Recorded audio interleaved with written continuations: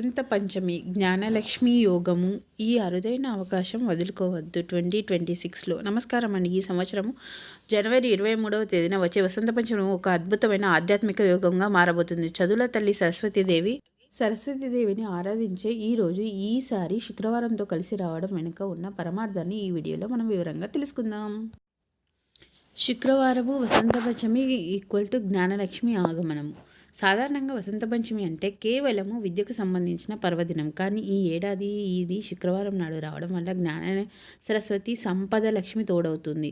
శాస్త్రాల ప్రకారం సరస్వతి లేని లక్ష్మి నిలకడగా ఉండదు. లక్ష్మి లేని సరస్వతి రాణించదు. ఈ రెండు శక్తులు కలవడం వల్ల మీ పిల్లలకు కేవలం చదువు మాత్రమే కాకుండా ఆ చదువు ద్వారా గొప్ప హోదా సంపద పొందే మార్గం సుగమం అవుతుంది. ఈ శ్రీ పంచమి రోజు ఇలా చేయడం వల్ల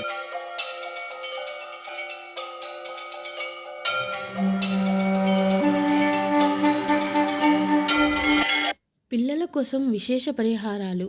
జ్ఞానాభివృద్ధికి మీ పిల్లల భవిష్యత్తు అద్భుతంగా ఉండాలని కోరుకునే తల్లిదండ్రులు ఈరోజు ఈ పనులు తప్పకుండా చేయండి.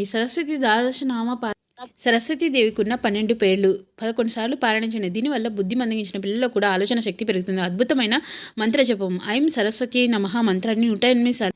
ఇందులోనే ఐం అనే బీజాక్షరము నేరుగా మెదడులోని నాడులను ఉత్తేజపరుస్తుంది, శక్తిని కలిగి ఉంటుంది. జ్ఞాపక శక్తి కోసం సరస్వతీదేవిని పూజించి ఆ తర్వాత ప్రసాదాన్ని పిల్లలకు తినిపించడం వల్ల వారిలో ఏకాగ్రత ధారణ శక్తి పెరుగుతాయి.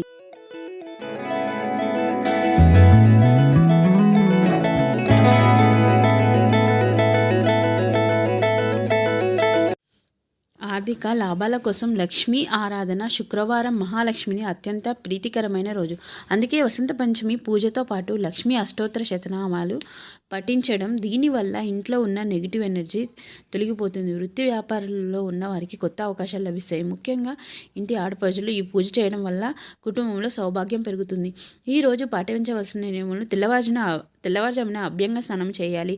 వీలైతే పసుపు రంగు దుస్తులు ధరించండి. వసంతకాలానికి సరస్వతీదేవికి పసుపు రంగు ఎంతో ఇష్టం. పిల్లలు పుస్తకాలు లేదా కళాలను పూజా గదిలో ఉంచి ప్రార్థించండి. అక్షరాభ్యాసం చేయాలనుకునేవారు ఈరోజు మించిన ముహూర్తం మరొకటి లేదు.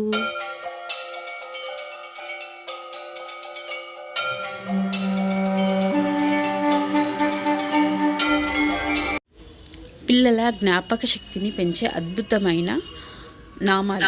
ఆ 12 నామాలు ఇవే: సరస్వతి జ్ఞానరూపిణి, వినాయకి విఘ్నాలు తొలగించే శక్తి కలది, శారదాదేవి శరత్కాలపు చల్లదనం వంటి జ్ఞానాన్ని ఇచ్చేది, హంసవాహిని హంసను వాహనంగా కలిగినది, విచక్షణ జ్ఞానానికి ప్రతీక, జగతీఖ్యాత లోకమంతటికి ప్రసిద్ధి చెందినది, వాగీశ్వరి వాక్కుకు అతిథి, కౌమారి ఎల్లప్పుడూ పవిత్రమైన కన్యగా ఉండేది, బ్రహ్మచారిణి బ్రహ్మ జ్ఞానంలో నిమగ్నమైనది, సద్బుద్ధి ప్రసాదించేది, బుద్ధిదాత్రి, వరదాయిని కోరిన వరాలు ఇచ్చేది, క్షుద్ర గంట దుష్టశక్తులను గంటనాదంతో పారదోలేది, భువనేశ్వరి అనంత విశ్వానికి యజమానురాలు, ఫలశ్రుతి. ఎవరైతే 12 నామాలను 3 సంధ్యలలో ఉదయం మధ్యాహ్నం సాయంత్రం పఠిస్తారో వారి నాలుకపై జిహ్వాగ్రపై సాక్షాత్తు సరస్వతీదేవి సర్వవిద్య స్వరూపిణిగా కొలువై ఉంటుంది.